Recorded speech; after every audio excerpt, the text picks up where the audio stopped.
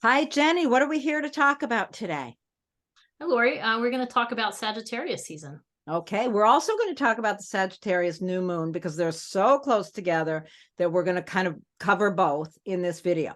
Now, before we jump into that, please subscribe to our channel and follow us on social media, come to our website, do all those good things and share us with your friends. So without further ado, is there anything else about that you want to say? No, just do as she says, please. Yeah. Thank you. Appreciate it. And hire us to look at your charts, to teach you astrology, all those good things. Okay. Now we are moving into Sagittarius season, and that occurs on November 22nd at 3:20 a.m. in Eastern time zone. So we're done with Scorpio. How was Scorpio season for you, Jenny?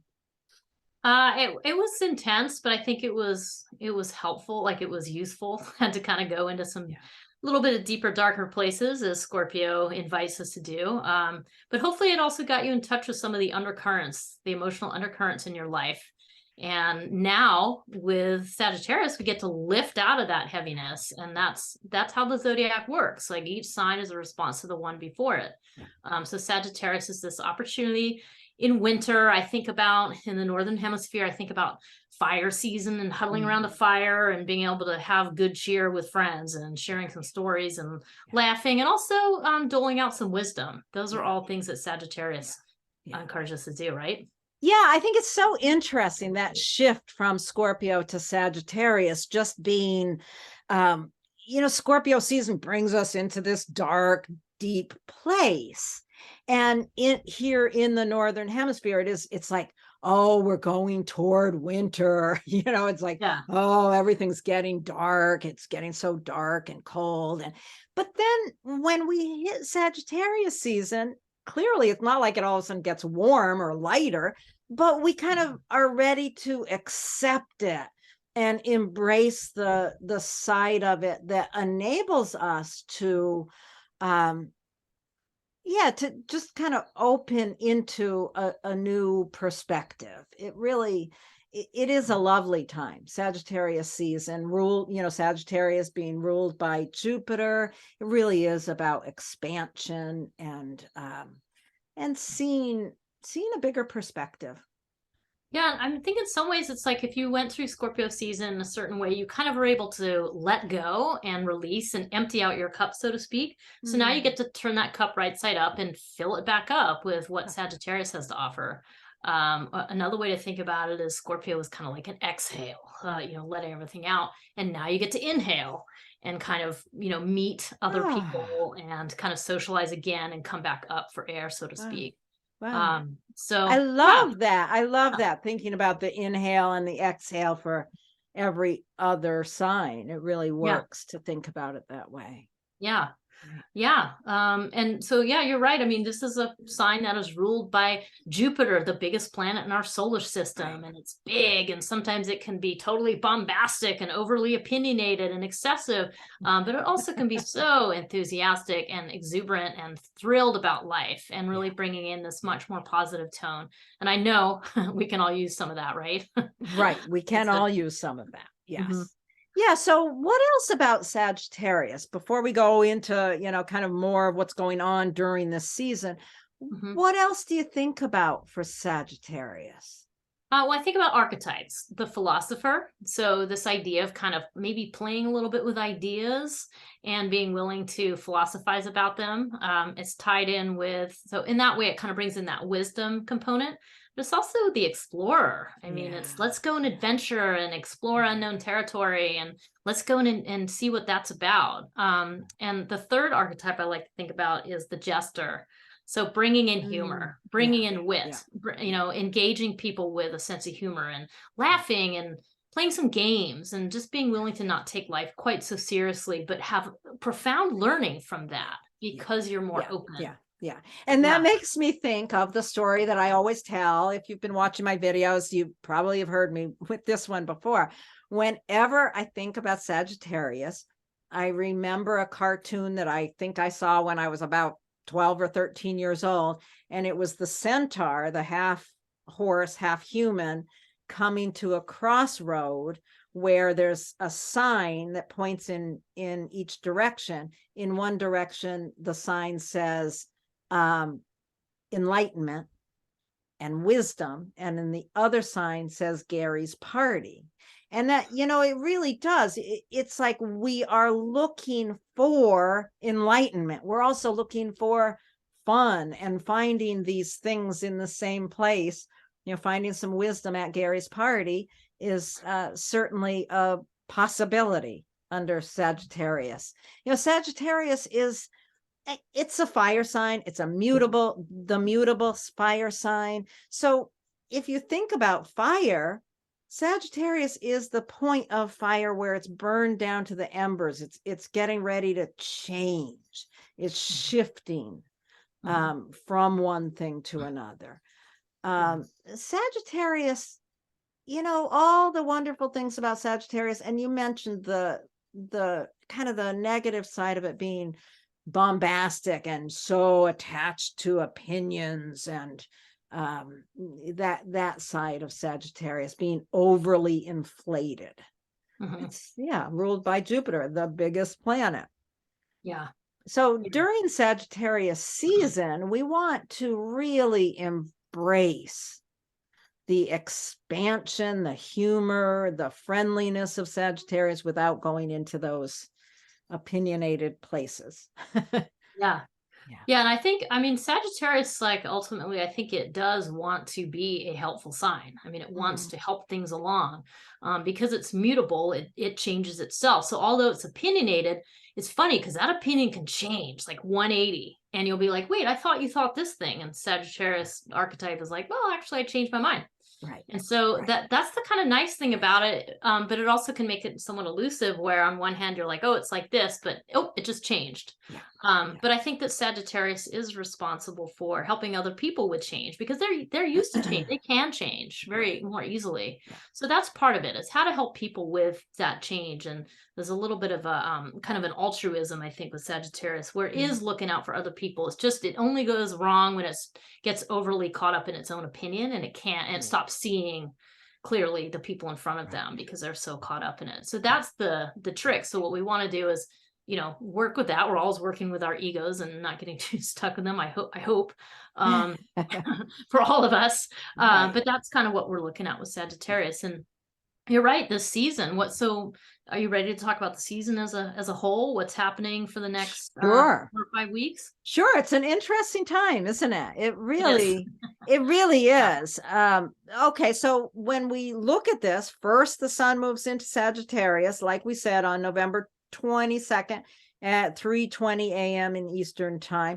Right after that, like the next day, we come right to that new moon.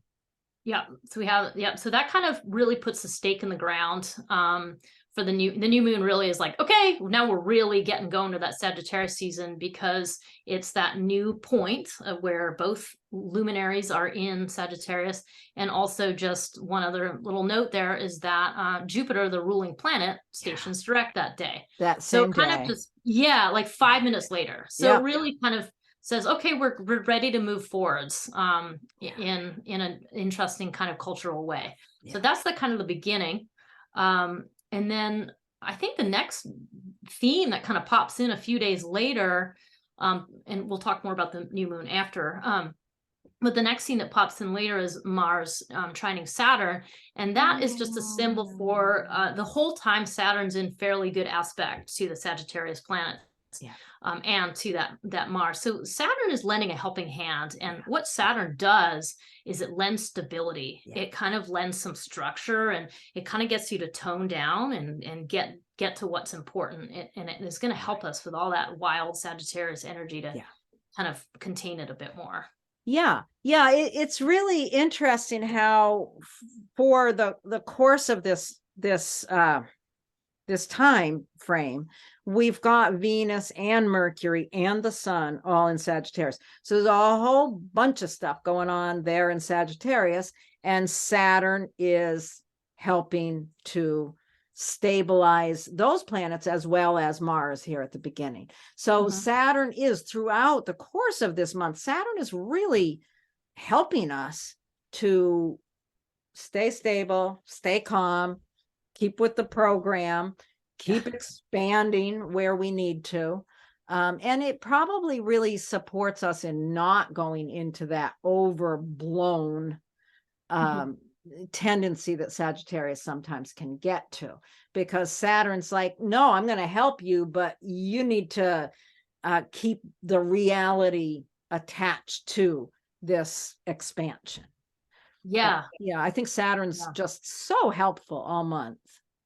Yeah, I think I agree, because Saturn really is the stabilizer, but it's also like where you apply discipline, where you take responsibility for yourself, where you look at reality and you go, oh, there's a limit there. Okay, good. And so it provides helpful limit. And which is good, because that Mars, the other big theme is Mars is opposite. It's retrograde, which is not where it wants to be, and it's in Gemini. So that symbolizes a lot around this tendency to want to speak out, angrily, like quickly, without thinking about it. So we have Mars in the opposite position from all those Sagittarius planets, which we've done a couple videos about that. Please watch our Mars retrograde video for more information on that. But that's a signature thing too, right? Yeah, it's really interesting, because with Mars opposing all those Sagittarius planets, so Saturn trines Mars, and then it sextiles those Sagittarius planets. So it is supporting the work that needs to be done between the Sagittarius planets and that Mars in Gemini. So it's really supporting the healthy, reality-based expansion. And how we talked about the Mars retrograde as the need to rewrite the story in that area of your life where Mars is moving. This Saturn really supports the rewriting of that story in order to expand the area where Sagittarius is. So this is really, there's a lot that's really lovely in this period of time, isn't there? Yeah, I mean, I love how you said that, rewrite the story, because that is what Mars is ultimately asking you to do, because Gemini really is the sign of the story, the storyteller. And so it's that narrative you tell yourself, that's what needs rewriting for everybody, like globally and individually. So that's the other big theme. And then there is of course, a third major theme, which starts to kind of pop up around that same time, like December 1st, we'll have had the first quarter moon. And at that point, we start seeing those same Sagittarius planets also squaring Neptune. And it also recently squared Mars. So it brings in this Pisces, Neptune, Jupiter. Do you want to open the chart? Just so I'd like to have it here so I could just draw on there for those who are really studying this stuff and want to see it visually. I think that might be helpful. It's pretty clear. It's very clear in this. We can see that Mars throughout the month is going to be opposing those planets in Sagittarius, that Saturn will be sextiling those planets and trining that Mars. So this is a 60-degree angle. This is a 120-degree angle. And then later in the month, as you're talking about right now, is this aspect comes in, right? Yeah, that's great. That's really, that's the visual that will help you understand where things are moving. Yeah, that was a good idea to put up the chart, Laurie. Yeah. So I mean, I think this does give you a nice picture of what's happening. So when you throw Pisces into the mix with so Jupiter and Neptune and Pisces, we really have a huge mutable emphasis. And that's the other, really wanted to talk about that theme, because mutability is very adaptable and movable. So the kind of downside is it's unstable. It's not, the ground is moving beneath your feet, but on the good side, it's flexible.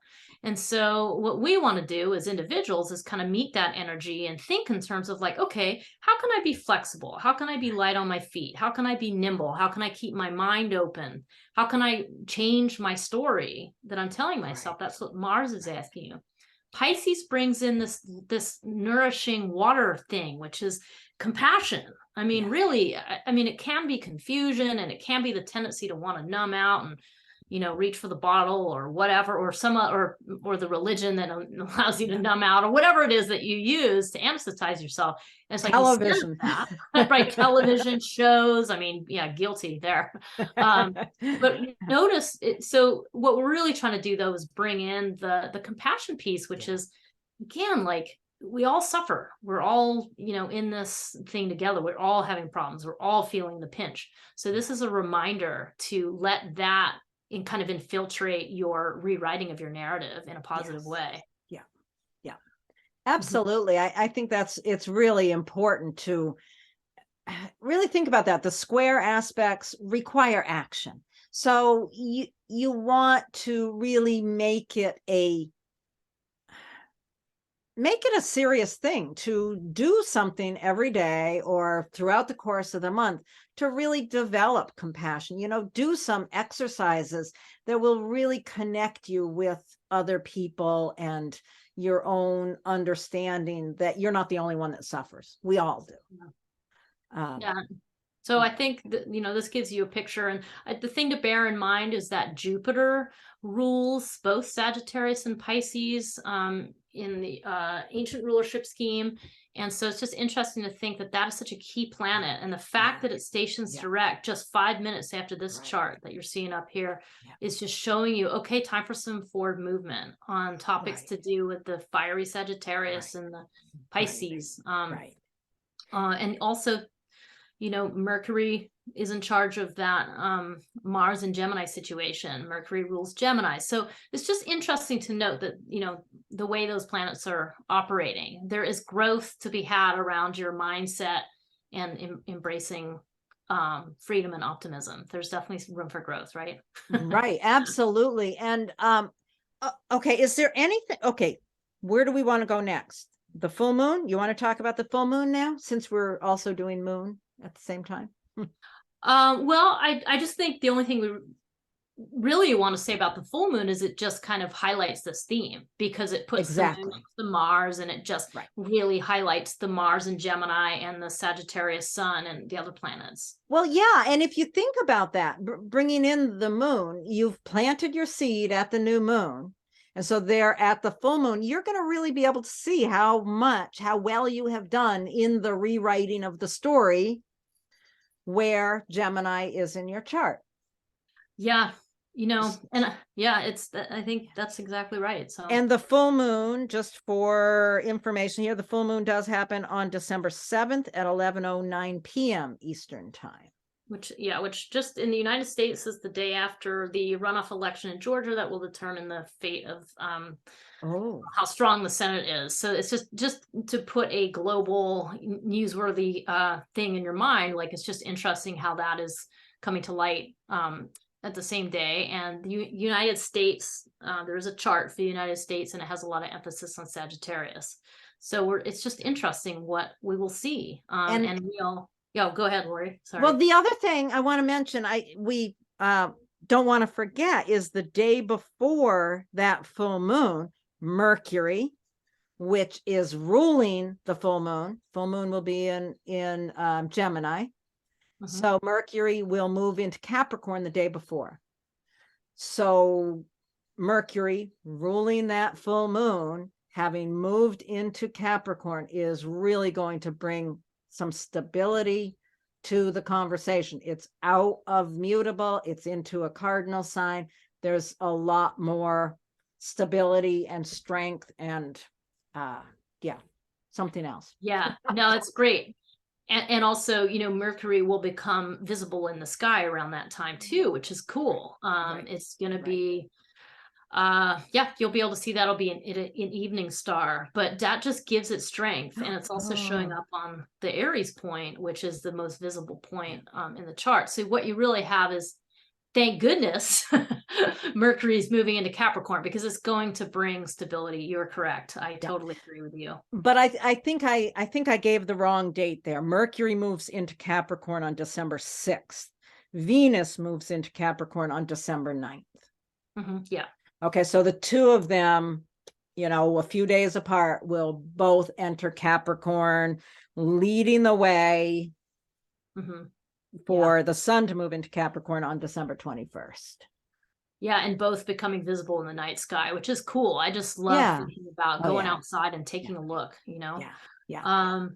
Cool. Well, I think we've covered most of the sort of themes of the month, and what to look at. You know, I guess as we wind down the second half of the month, the sun just follows suit with everything that Mercury and Venus does. So it's already, it's reaffirming themes I've already talked about, of the opposition to Mars and the square to Jupiter, Neptune. Right.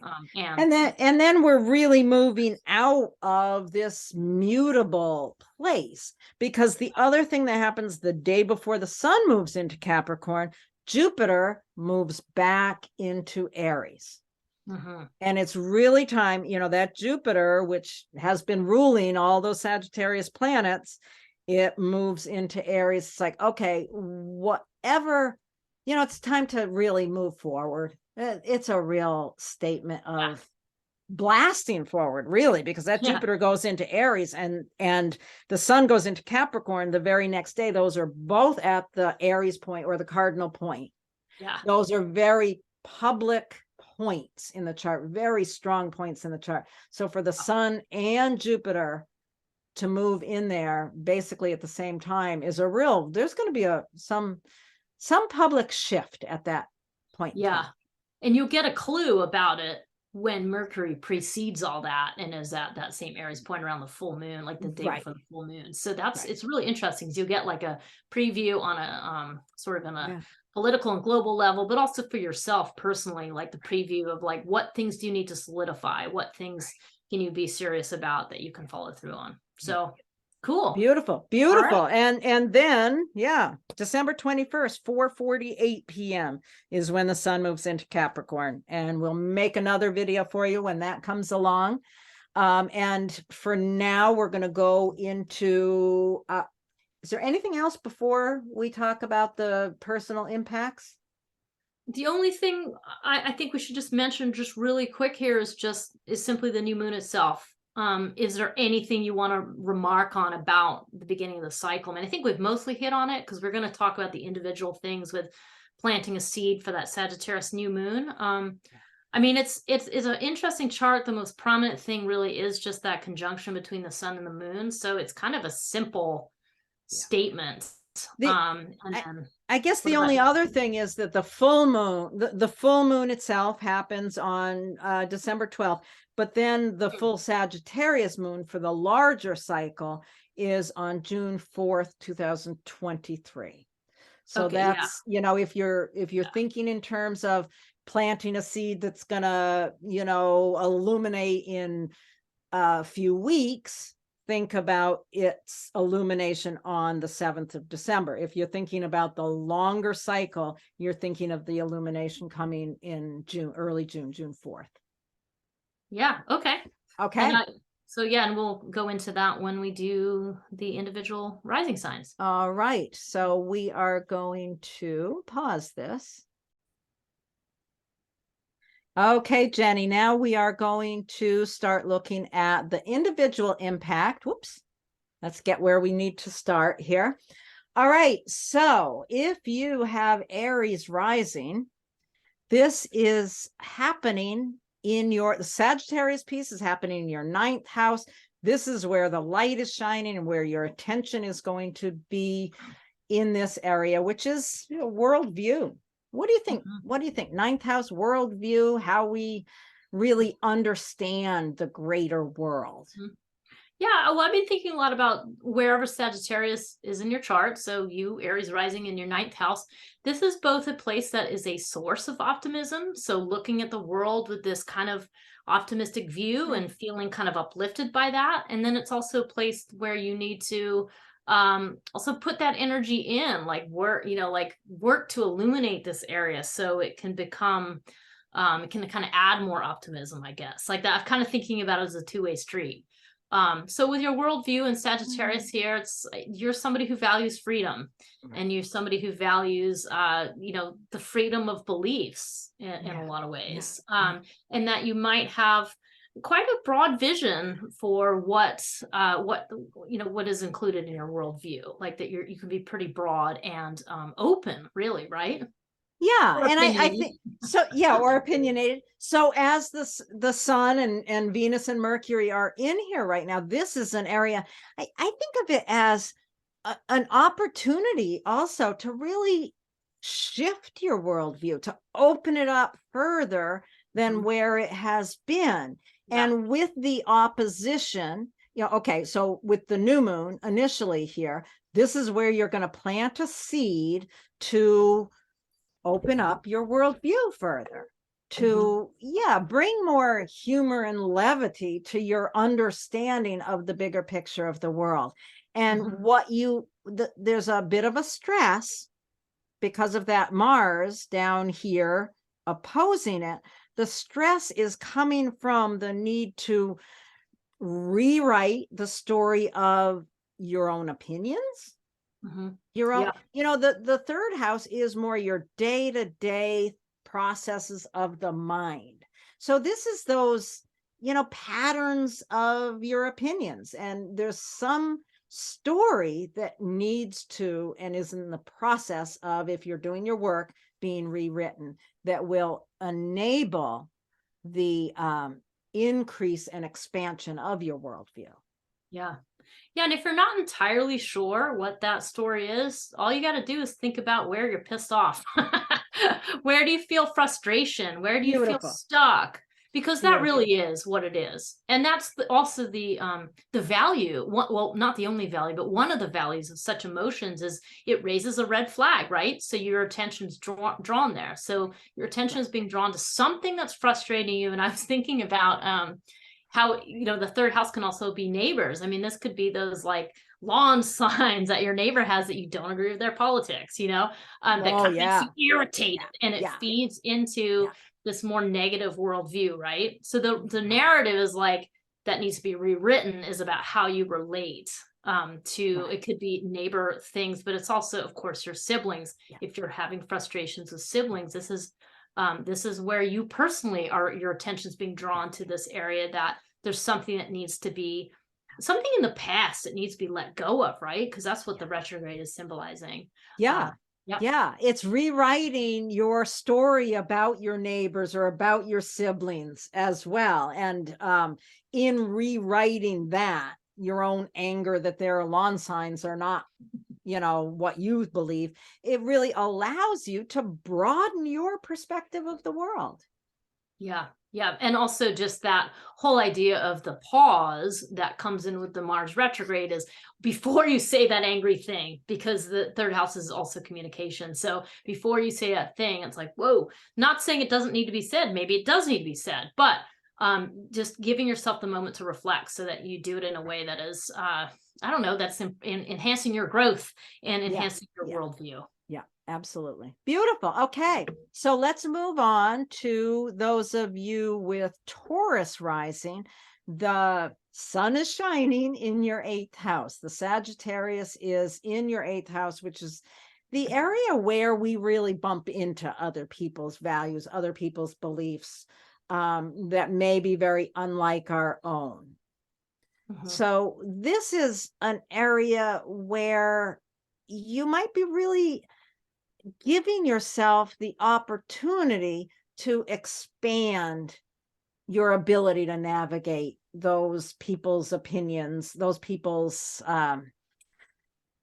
values that are different than your own. It's different than the 9th house, which is more worldview. This is more how am I thinking of that, Jennie? Well, I think the 8th house is always a tricky area. It is. Because I think of maybe an analogy would be helpful. I think of the 8th house as a little bit of like the iceberg, where you can see the little bit on top, and that's where you normally hang out with people. But when you get to the 8th house, you're bumping into the stuff underneath the surface, and now so it might be stuff they are conscious of or not conscious of. But either way, it's tempting to just want to have a really big opinion about how messed up that person is, or how much you disagree with them, or whatever it is. And what you're being asked to Yeah. do in this time is to plant a seed to I don't know, like see the higher potential, like give people a little bit of a break Or and kind of have go, a, "Look," yeah, have you a know, sense of humor. have a sense of humor. So important. Yeah, plant a seed to have a sense of humor about those things that really get under your skin when you're dealing with other people.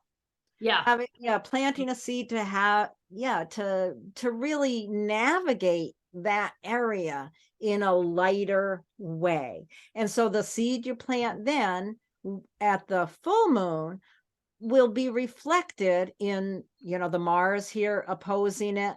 This is, your own values, your own beliefs. So you're really needing, in order to lighten up your navigation of other people's baggage, you have to rewrite the story of your own values. Are you holding your own values so tight that it's hard to be light about other people's? Yeah. So it's really a time to rewrite your own story of how you hold your values. Yeah, I mean, the reality is, like, if you don't feel very good about yourself, because that second house can refer to self-esteem, self-worth. If you're not feeling good about yourself, you're feeling frustrated and stuck in that place. I mean, it's really uncomfortable. And so I want to acknowledge that, but that's where your attention needs to go. Like, okay, hold on. I need to rewrite the story about, because ultimately it's a way in which you don't feel good about yourself. And that's the thing. And so many of us struggle with this in our society, right? This feeling of like, I'm not good enough.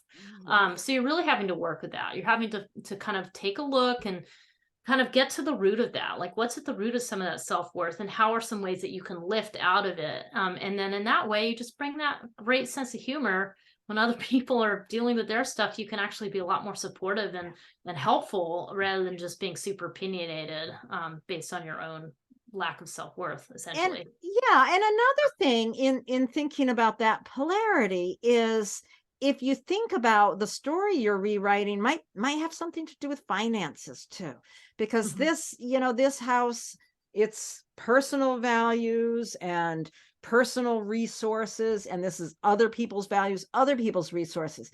So you might be needing to rewrite a story about other people have, a real prosperity issue that you have, a real anger that you're carrying about your lack and other people's having more. There might be a story there that you need to be rewriting as well. Well, absolutely. I mean, that's that whole grass is always greener thing. And with Taurus rising, it's possible that you may have some attachments to financial resources, and because Taurus can kind of want to possess everything and get kind of what's the word, materialistic. Yeah. So it might be that's a really good point, that it could be tied in with why do those people have all that money, and I'm stuck doing this stuff. It's like, okay, well, it's time to rewrite that narrative about how you relate to money. Yeah. That's I a think really great point, Laurie. Yeah. I think that's a really, because that's something people struggle with so much, so much. So, okay, Taurus rising, rewrite the story about your own values, how you value money, how you value yourself, and how it reflects your levity and ability to really navigate with a sense of humor other people's, it doesn't matter. Somebody else might have a bigger bank account than you. Rewrite the story of how important that is to you. Okay.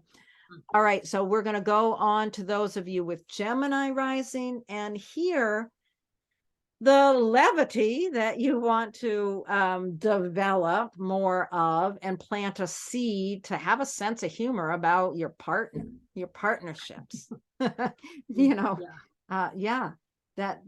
interesting to have it there in the 7th house. And just a reminder too, like for those of you who are not partnered, and don't consider, or maybe you have several partners or whatever in terms of the intimate space, it doesn't matter. It's who you're with in that moment. So, it could be, as we always like to talk about, sitting down with your astrologer or your therapist. That's a one-on-one relationship.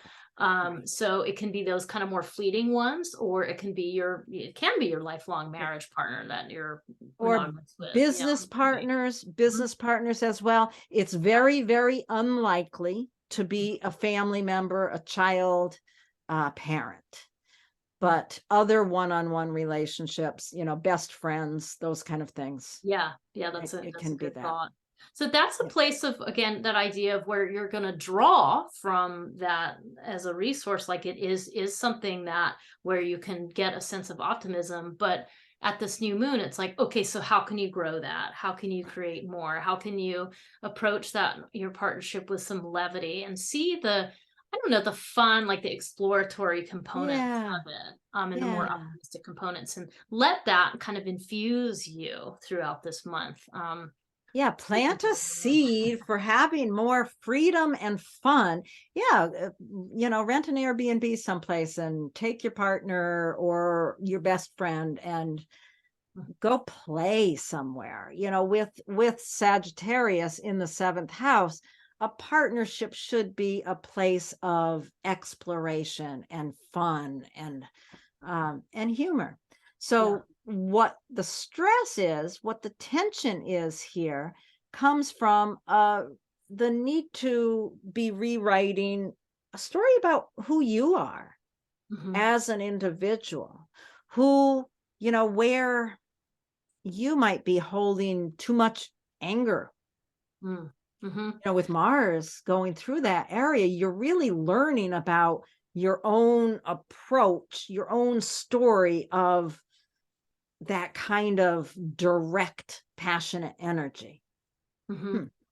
Yeah, and so if you're Gemini rising, that means as you kind of move your way through the world, that's what is leading you through, is that Gemini, the pursuit of gathering and transmitting information. With Mars in that 1st house, it's sort of asking, like, where do you need to develop differently? What is something you need to change about your direction that you're going in? What is the story that you're telling yourself, as you said, Laurie, like as you move through the world? So it really brings in a question of self-development. What do you need to redevelop? What do you need to go back and release something you've, telling yourself, and then redevelop that story and put some resources into creating a new narrative around your identity, really. Yeah. Yeah. So in thinking about the new moon, you're planting a seed to have more fun and expand yourself within relationships. And then at the full moon, you're really able to see how that rewriting of that story is supporting the relationship itself. Yeah. Yeah, so two-way street there for sure. Yeah. Yeah. And I mean, a clue is like any aggravation you're feeling is going to be where to direct some effort, right? Right. Right. Aggravated with yourself. I imagine this, just a frustration with yourself with that Mars retrograde in that 1st house. It's got to be a little challenging. But you can get a lot of support back and forth here between relationship and self. Okay, so we're going to move on to those of you with Cancer rising, and this puts Sagittarius in your 6th house. The Sun, Mercury, Venus are all in there right now, really shining a light on how you function on a day-to-day level, how you support your health, how you support your day-to-day routines. Yeah, I think, that Sagittarius in that 6th house is like, do something to uplift your routines, like make it more fun. Let it shift. If there's something you're doing that you're like, oh God, I gotta get on the spin bike again. Like, here we go again. Like, well, maybe not. Maybe it's choose something else. I mean, maybe you want to go to a group exercise class, or maybe you've never, if you're living in the cold areas, you've never skied and you want to learn something new that just brings something fun and kind of like that more, I don't know, with a new moon, like that beginner mindset, like just mixing it up and holding as your kind of candle as the thing that really brings you more fun and that you can joke around with, rather than being overly serious about your routines or feeling stuck. That's what this month is, or this season is going to be really good for, is rejuvenating that particular thing. Because routines can be so rejuvenating your routines, and also dietary routines as well. If you've been, whatever, I don't know, on a paleo diet for the last 6 months and you're damn sick of it, and every day you get up and you don't like what you have to eat, just relax it. Freaking relax it. We're going into holiday season. Make yourself some damn holiday cookies and eat them. If they have to be gluten-free, that's fine, but just, allow yourself some ease in that area of your life. And so you plant a seed there. At the new moon, you're going to be planting a seed for more humor, more pleasure, more exploration around what works for your routines. And at the full moon, it will be reflecting this Mars's movement through the 12th house. So you'll really see, what is it that you are rewriting a story, some deep internal pattern of your unconscious. That's a tough one for me to wrap my head around.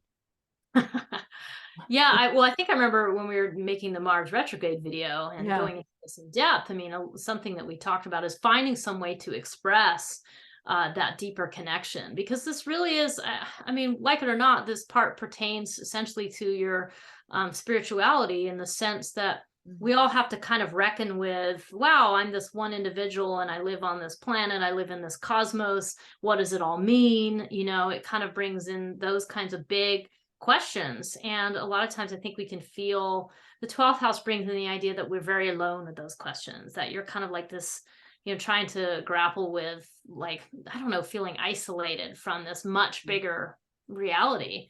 So I think it's something about that. It's hard to talk about, it's hard to express, but I think it does refer to something you need to kind of do alone, like while recognizing your membership in this much bigger, I don't know, all the beings on the earth and whatever you think about. And you can think of that as rewriting the story of your own spiritual journey, and how it is supported by the routines.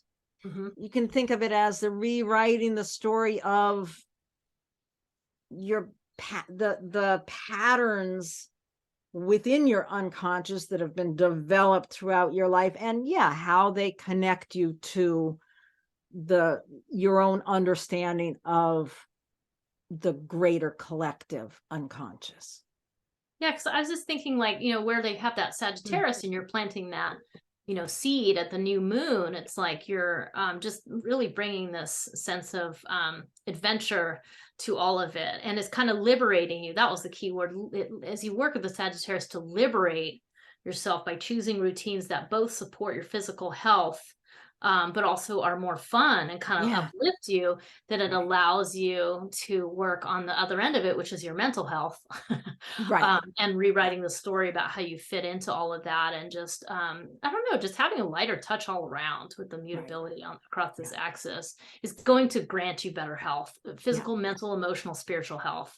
And that's really what is being asked of you. And it's harder to talk about. The 12th house is a little challenging to work with. I love the 12th house. It's actually one of my favorites. Okay. With a million planets in the 12th house. Well, don't tell anyone. Don't tell anyone. I won't. All right. So we're going to move on to those of you with Leo rising. And this puts the sun and Venus and Mercury going through Sagittarius all there in your 5th house. This is a lovely place to have Sagittarius, isn't it, Jennie? It's really nice. The 5th house is really where we give of ourselves most unconditionally. That old-time astrologers would talk about that 5th house as children, love affairs, creativity, and not the hard work of children or the heartbreak of love affairs, but that part of where we just give of ourselves so freely and with pleasure and generosity and humor. So this is where you're going to plant a seed at that new moon. You're going to plant a seed to really expand this area of creativity in your life. Nice. I love that you just mentioned the word generosity, because I just recently learned that one of the most ancient terms for this house was generosity, Yeah. you know, and I love that because I hadn't quite realized that. I've something I've thought about, you know, through learning astrology through you and others. But I came to find out that that is one of the oldest terms. So I just think, yes, this is how do you just share of yourself generously through your exploratory spirit, your willingness to adventure, your willingness to Yeah. find humor about all the things in life, and just open the doors to liberate that overflowing sense of love for other people, you know, for Yeah. those in your life. And it's that whole thing, you know, I always think of it as that you bring, if you're playing with a child and you're just like having fun, it's that space. I also, for me, it can be with, you know, playing with an animal, like a cool, you know, pet is like that kind of love where you just adore this being that you're Right. with. Right. And you Regardless of the fact that you might be, you know, cleaning out their litter box or changing their diapers, you know, yeah, whatever it is, the fifth house, just an yeah. area of fun, an area of joy. Yeah, So, and this just supports, like if you're Leo rising, this just supports that Leo rising oh about yeah. you. Yeah. You know, Yeah. it really it enhances it. Yeah. So So that's where yeah. Sorry, go ahead. so Yeah. where's the tension coming from? So the tension is we're using Mars retrograde in Gemini as the place where there's a lot of work to be done. And in this case, it's the tension around community. This might be the place where you are struggling with maybe accepting the love of others, that you don't feel seen by your community, that you feel like you're unable, somehow the door is closed, you're not able to open to that. So what's being asked of you is time to rewrite how you interact with groups, like what, you know, what is the thing that is kind of blocking you. Maybe you've got some story around, oh, I don't really, people don't really like me very much, or you know, I don't really fit or whatever. And that's Right. the story you need to rewrite, is like, okay, if you're feeling frustrated, if you're feeling upset, hone in on that. Not so much the upset feelings, but what's really causing it. Dig a Yeah. little deeper, what's really causing it, because that's how you're gonna free up that energy in the fifth house, right? Yeah, yeah. I mean, they really work together. It feels to me in looking at this like you've got all this energy to give of yourself, and yet there's this conversation, this aggravation of, well, I give of myself all over the place, but nobody gives to me. Mm, You know, so rewriting that whole idea of, you know, how do you support um your own ability to receive? How do you how do you allow yourself to receive? What is it? Is it that, well, I think about rewriting that story. What's the story that you have? Think about that. What is the story that you have? Is the story nobody likes me? But think about it. Maybe it's you don't receive it. You don't know how to yeah. receive it. So really thinking about your ability to receive rather than other people's ability to give. Yeah, and this is exactly because I think that that's part of the idea behind Gemini, where that the sign is, Gemini's a Right. dualistic sign and it's all about transmitting information. Well, Right. if you don't listen to the information that's being given to you, then you don't even know what message you're delivering. So it's definitely part of that two-way dualistic street of what Gemini represents. So I think you're right, Laurie. It's sort of suggesting that somehow that listening channel has a block. Yeah. And wherever there's aggravation is going to be the thing that lets you zoom in on where's the block, what's the block about, and can you release it, can you just rewrite it and be like, that's just not really helping me anymore. And it is literally Yeah. as simple as that, even though it's hard work. Right. It's hard work. It's interesting how, you know, rewriting our stories is something that we can do. And Yeah. it can change everything when we are able to really rewrite some old patterned thought in our mind.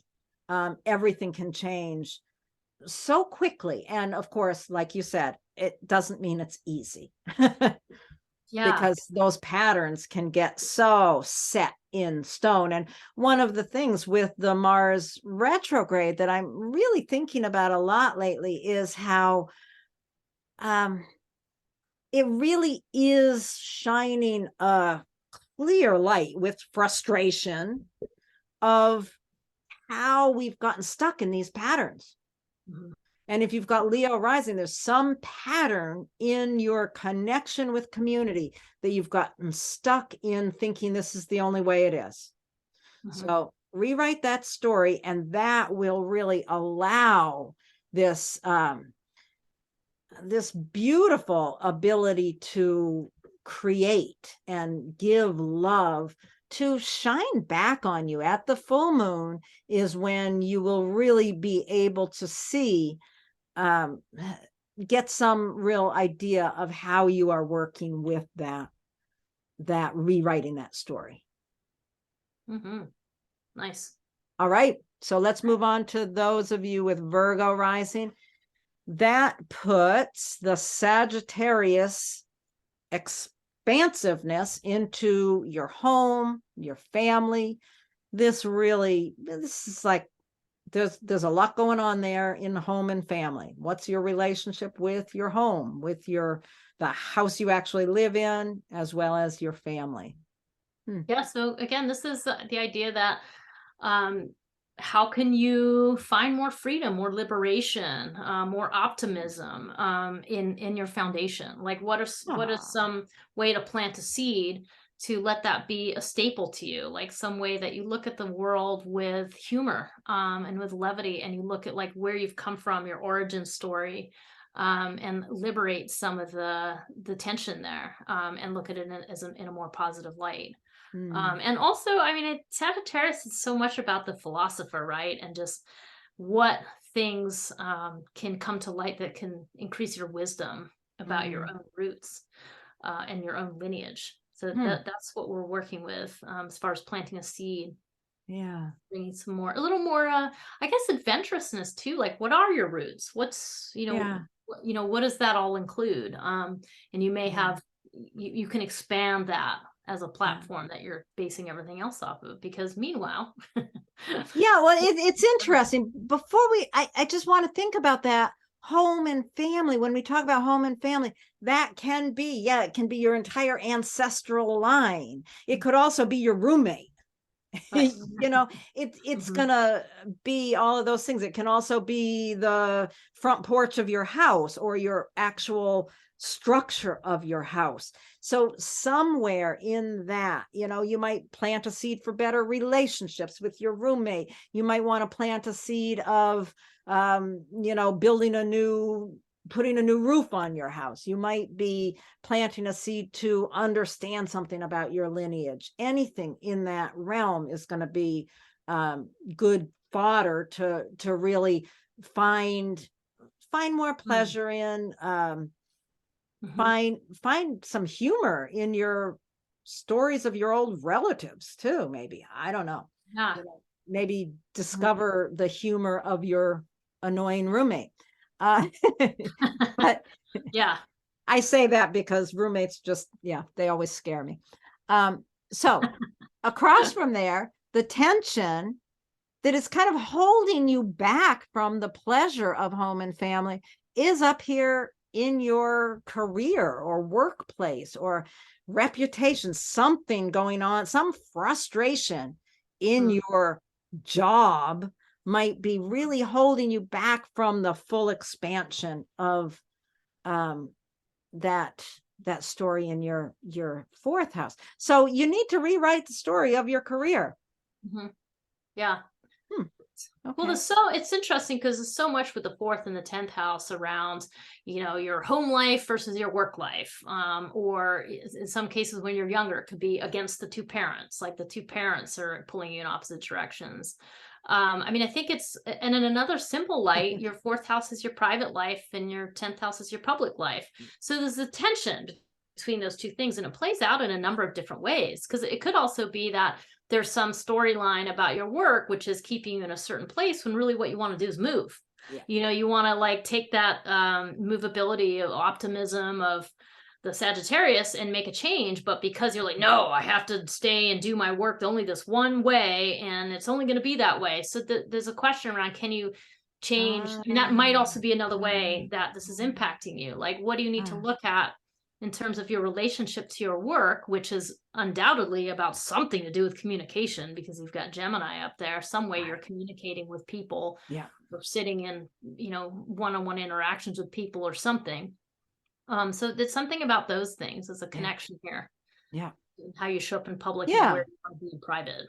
Yeah. So rewriting the story of your career will really allow. I like this. This feels very personal to me, and I really can see how this makes sense.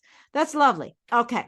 Let's move on to those of you with Libra rising. This puts the sun in your 3rd house, and that's where the new moon will be. So what are we going to plant a seed of, and what's the focus here, Jennie? Well, the 3rd house is all about communication. And that's kind of, if you had to call it one word, I think it's about communication. And why?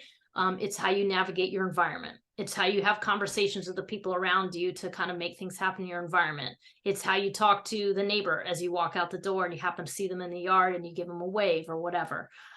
So what you really want to do is just think about applying more levity and humor, and perhaps a bit more of that kind of that I think of it as coyote energy, like that wise humor, into your daily interactions, into how you communicate. And now's the time to kind of give that a little bit of an overhaul and plant a new seed to let that place be uplifted. Let that be the inhale of like, let's get some fresh energy and find a little bit more liberation in the way that you communicate. So that's kind of what I think of. That's lovely. I love the way you explained that. And so now the stress comes in the fact that you need to be rewriting some story in your worldview.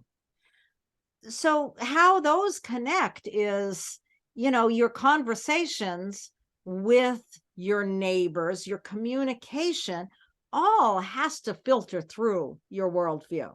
So there's some stress and struggle, something that you're arguing with yourself about your worldview that needs to be rewritten here. Yeah. And I think, it's funny because Gemini, it's kind of a simple sign in a way. It's really just about delivering information. So it's taking it in and delivering it somewhere else. And so I think that there's a need to, understand that life is a bit more complex than just that simplicity. There is the simple idea of putting out energy and taking energy in, but at the same time, like looking around you and having an open mind about the people around you, and letting your worldview be a little bit more educated, to just be, and maybe a little bit less, critical. I think it can be a little bit critical at Gemini. So this is a place where, but with Mars retrograde, I bet it's quite critical at the moment. Sorry to interrupt. No, it's like it's scoldy, So there's something about your overall worldview that needs an overhaul. You need just to take a pause and what is that story? And if there is some negativity there, why? Like, where does it come from? Does it come from the way you were raised? Does it come from, is there something you're going through right now that is particularly frustrating and irritating to you, that's keeping you separated from being able to have more humor? Yeah. And this, depending on who you are and what the circumstances of your life are, this could be playing out around, this could be an educational issue that you're going through. You might be in school, in grad school, whatever, and having a lot of frustration in that because it's just stretching your mind in ways that you don't necessarily feel comfortable with. It could also be a religious idea that you've held for many years that you need to be rewriting your thinking around that. This 9th house, we talk about it as worldview, but it can encompass education, travel, religion, all these or other, your understanding of other cultures. Something in that realm is aggravating you, and what you need to do is gather more information and rewrite the story. I was just thinking, like, the things to look at here. What feels frustrating? Like when you feel annoyed, the idea is you pause so that you can go, wait, why am I so annoyed, and get to an understanding. So I was thinking about like being in a class or something and just being super irritated with a teacher and being like, what are they talking about? Okay, that's a really good sign for you to just go, oh, there's some really good information in there for me, because you don't react if there's nothing to react to. You only react when something's really, it's got you a little bit, Right. kind of got a hold of you. So Right. that's a really good time to take a look at it. Yeah. And that's, you've got a lot of frustration, Libra Mm. rising in that area right now. And it could also be a legal issue. That's the other thing I just thought of. That's It could right. be a legal issue. So Yeah. might not be fun, but see if you can tap into that levity in the third house, and find some humor in the day to day. Otherwise, it's going to grind you down. Yeah. That's so interesting. Okay, so rewrite the story of what your worldview is around any of those issues that we've talked about.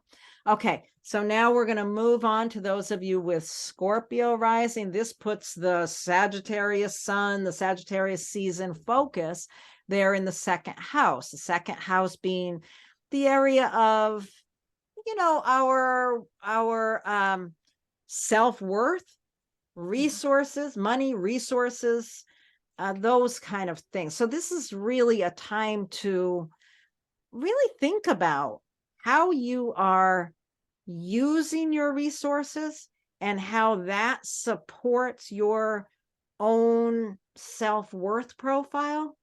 Mm-hmm. Yeah.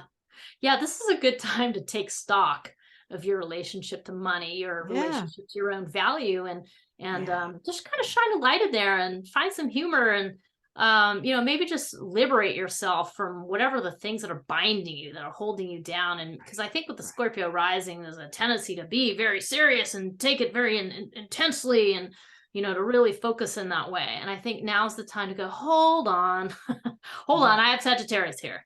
So, and then Sagittarius season, it's shining a light into that. And like, let's explore a little more, like maybe explore your value system, put yourself in situations that allow you to explore it, and then just kind of have some humor. I mean, humor is so important to being able to go, oh my God, look at how I'm behaving right now. Wow. Right. I mean, what do I value? What do I value? And okay, so for the new moon, you're going to want to plant a seed for uplifting your own valuing of yourself. Depending on the circumstances that you're in, you may be planting a seed to create more financial freedom. Wherever Sagittarius is, there is a need for freedom. So you need that freedom from financial concerns. And, we all know that our self-worth is tied to our bank account in this culture. Certainly, it's just, it's there. So finding levity in that and planting a seed for that. And have a sense of humor about your attachment or lack of attachment to finances. But don't spend all your money. Don't spend all your money at once. So where's the stress coming from, and how's that playing into this? With that, Mars. Mars retrograde up there in your 8th house. So this is an aggravation that comes around from other people's stuff, like other people's values. So this might be a place where you're looking at like, geez, that person seems to just spend their money willy-nilly. They don't really care, or God, that person's a tightwad. Those kind of judgments might kind of come in when you're looking at other people's stuff. And so, I don't know, you got to ask yourself, where are your boundaries? Are you judging people when it's really not your place? Or is it's okay to have an opinion, but maybe recognizing that it's just your opinion. It's not a fact. So I think there's something around that, like as other people are coming at you, but that's what I was thinking of the 8th house, like that there's a sense of like, the world, people coming at you with their values and projecting it onto you. And I think there's a lesson to be learned here about what is that narrative. Like, do you have the tendency, Scorpio rising, to want to run and hide when somebody's, coming at you with stuff that you're just don't agree with? Is there a way that you can take a breath, take a step back, and just let people be who they are a bit more and not get so tied up in your own opinion about it?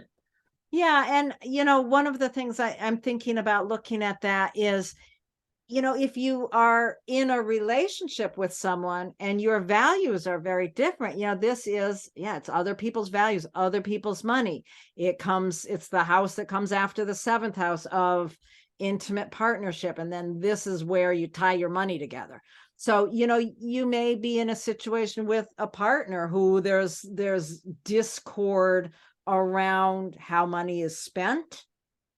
You're, yeah, I can see that could happen very easily in this kind of a scenario, or it could be, some inheritance, and there could be discord around an inheritance, your values, other people's values.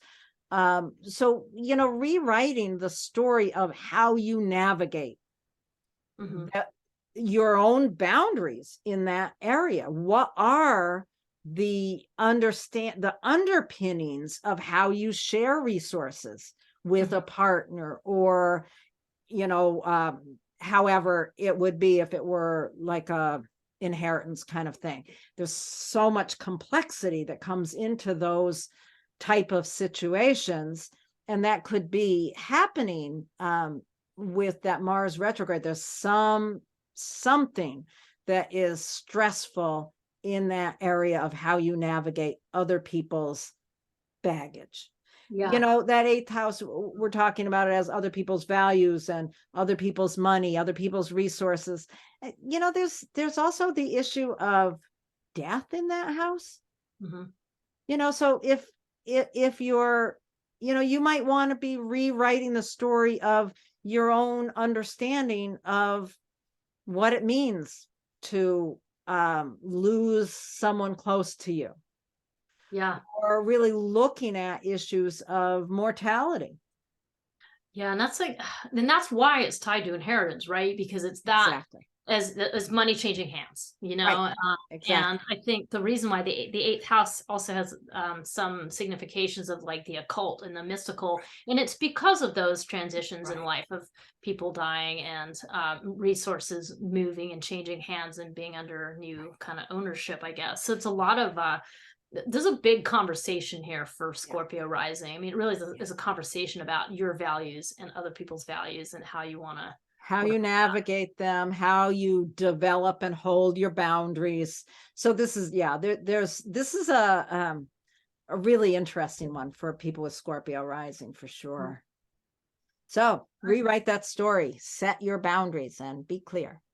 Okay, next we're going to go on to those of you with Sagittarius rising. This is really personal because it's right in your first house, that Sagittarius sun and other Sagittarius planets in your first house. This is a time to really it's just such a lovely expansion of how you show up for other people, how you show up as a personality in the world. This is, I mean, the first house refers to, it's funny because it refers to somewhat a shallow thing, which might be someone's first impression of you, which is kind of like fleeting and isn't necessarily all that deep. But in the same moment, it refers to something quite deep because it's referring to your overall direction in life.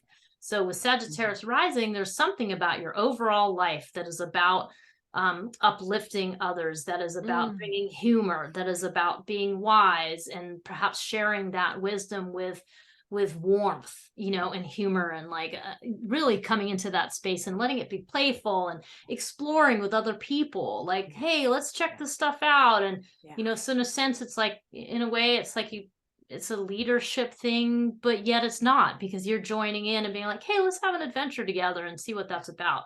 So there's something about shedding more light into that area during Sagittarius season and taking advantage of it to seek more levity, to seek more fun experiences that are fun and exploratory, and so for the new moon, that's what you're planting a seed for. Plant a seed to become more of all of that humor and levity and expansion. So what's holding you back? What's the restriction here? The restriction is coming from that Mars retrograde, which is in your seventh house, a partner, a friend, some other person that feels very frustrating to you. It's like there's a frustration coming from the other person that's holding you back from fully expressing yourself. That's the conversation. So what you need to be doing with that Mars retrograde opposing all those planets is to rewrite the story of that partnership. Yeah. So this is like engage in a new way. I mean, if it is your marital partner, or, if it is like that type of one-on-one intimate relationship, I mean, Mars can always signify intimacy, closeness through sex. I mean, just not, it's more of that kind of outward energy. So it may not be that, but that could be part of it, like to engage in your partner in a new way. That's a little bit more internal, like maybe it's time to kind of spice things up, or go and take the time to go on, do something fun together. That was always something that could be helpful. But if it's not, this can be your conversation with your therapist, your conversation with your astrologer, your conversation with just any one-on-one person in the moment. So with bearing that in mind, really important to see what kinds of aggravations might come up in conversations, because whatever they are, they're just simply reflecting back to you a place that you need a new story about how you relate to other people on this level. And it might be something simple, and it might be something more profound that's more impactful. That, of course, depends on your own horoscope. But those are the things to be thinking about. Yeah. In order for you to really embody that expansiveness, you've got to rewrite that story of the partner or the partnership. Okay. Very good. Good luck with that, Sagittarius rising. Do something fun. All right. Now, if you have Capricorn rising, the Sagittarius planets are gathering there in your 12th house, shining a light on what is hidden. That's always an interesting thing to think about. The 12th house being it's often called the hidden house. It's your unconscious or your spiritual life. There's different ways you can think about this, but this is an area that can really be very expansive for you. Yeah. As always, it's always tricky thinking about how to bring light into the 12th house, or some of these more hidden occult type of houses. And so Capricorn rising, it's kind of funny because you already have that serious Capricorn external, and then guess what? Like the Sagittarius energy is tucked away, hidden away. But it's kind of like your hidden secret, like that you can have a sense of humor about the way the universe works. That you can kind of step back and go, just see the big picture, and find a sense of liberation in that big picture that other people aren't going to be able to see that easily about you. So there's something about that. And this is like going and being alone on retreat and just having the best time of your life. Right. Right. Absolutely. Just by yourself. Which is great. It's so interesting. As you're talking, I'm thinking about a few different people I know who have Capricorn rising, who have these weird, quirky senses of humor that you don't, you have to really listen, because they'll just kind of drop this really dry, strange humor that comes out of left field, and you didn't know they had a humorous bone in their body because they show up as this authoritative kind of energy with that Capricorn rising. But it's really interesting. So kind of planting a seed to kind of open up some of that hidden expansion, because you really do have, oh man, this is just, I love this. This is so interesting to think about that. So with the stress of the Mars retrograde, where's the stress? In order to plant that seed for an expansive internal enlightenment, you're kind of struggling to rewrite a story about how you manage your day-to-day routines. Yeah, it's kind of like, these two houses, it's like the juxtaposition of like the divine and all of these huge things, and then it's like, oh, and you gotta like go get on the spin bike, or you gotta get on, or whatever, you gotta like cook your food every single day. It's like, You know, so it can bring in this kind of drudgery feeling. And I think so what you've been asked to rewrite the narrative about this conversation you're having with yourself through routines, is like, you need to just kind of look at your routines differently.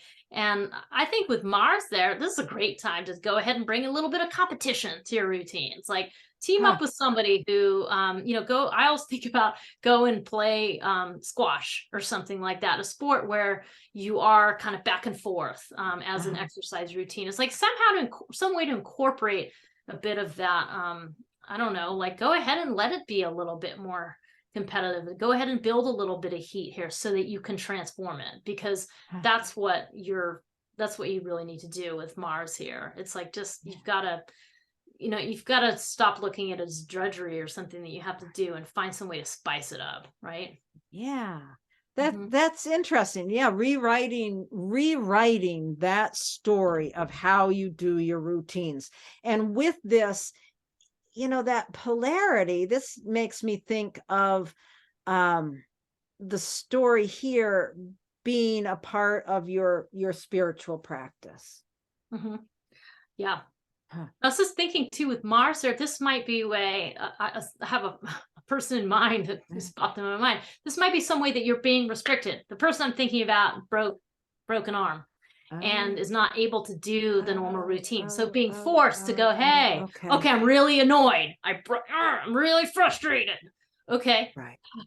Well, what can you do differently? Because it doesn't mean all your routines go away. It just means that you have to do something differently here. And you have to say, all right, I can't do it the same way. So what do I need to do here? What kind of action can I take that's going to allow me to freshen up? Because that's what's being asked right now. And then that way you go and maybe you're still able to meditate and you can go and do your thing that you do and recognize you can embrace the levity of the full picture of the cosmos, That's right. Absolutely. Okay.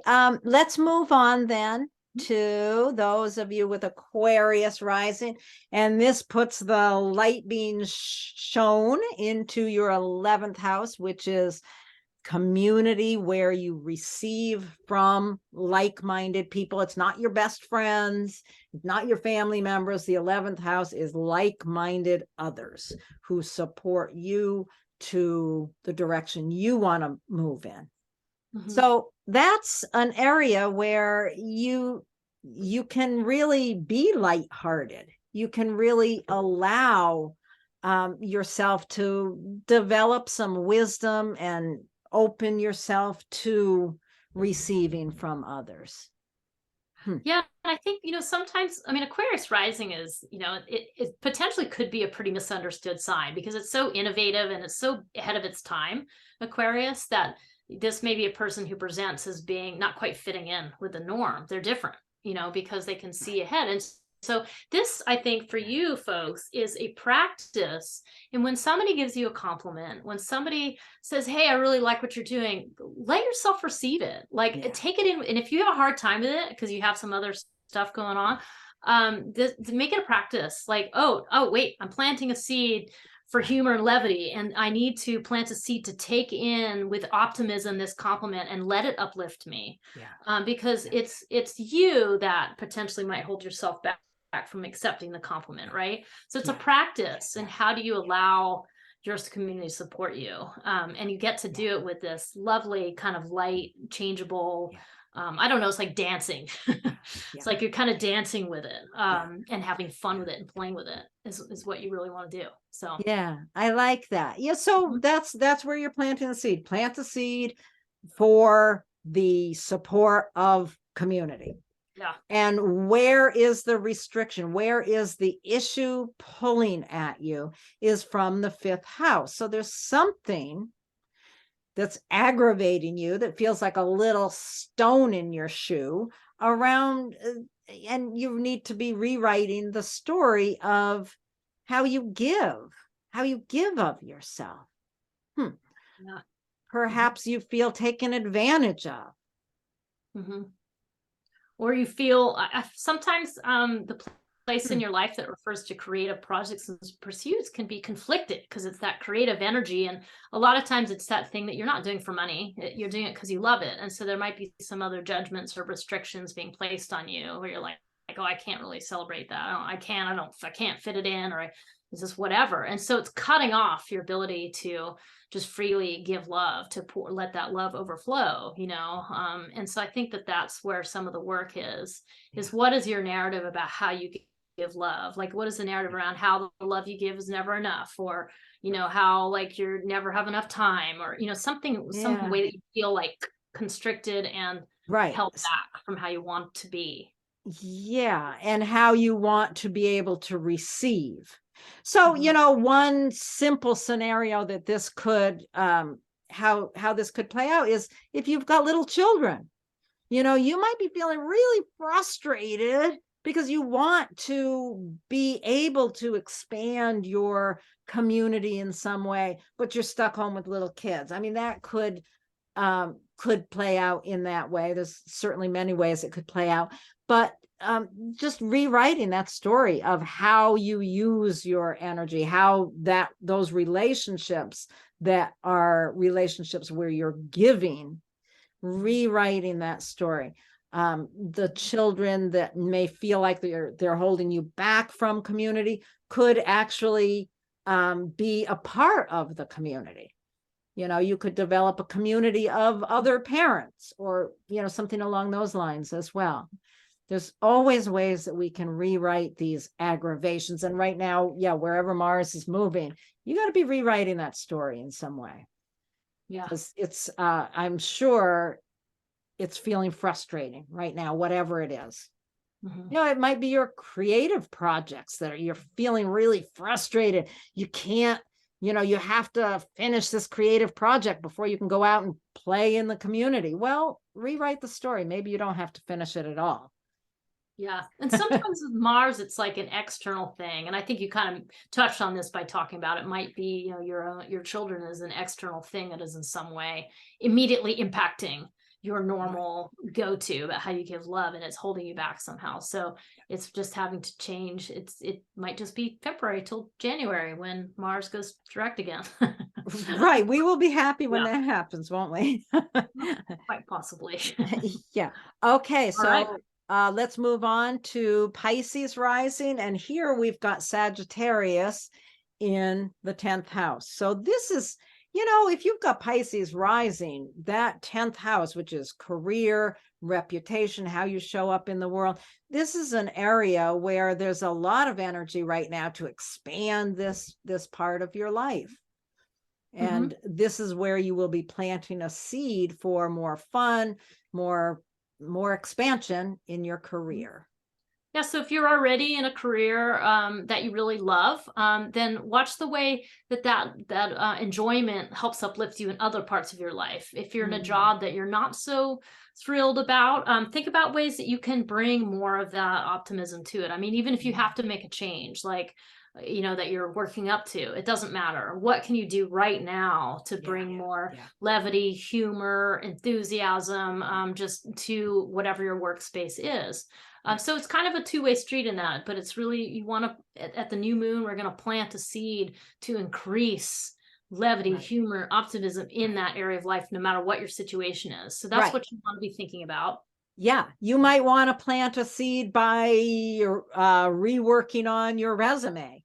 But at the same time, you want to plant a seed for, like you said, Jennie, right now. Yeah. I don't know, bring flowers to the office, whatever. Plant a seed for making it better right now, making it more optimistic, more joyful. Yeah. And where is the aggravation coming from that is kind of holding you in place? It's coming from the 4th house. So that is home and family.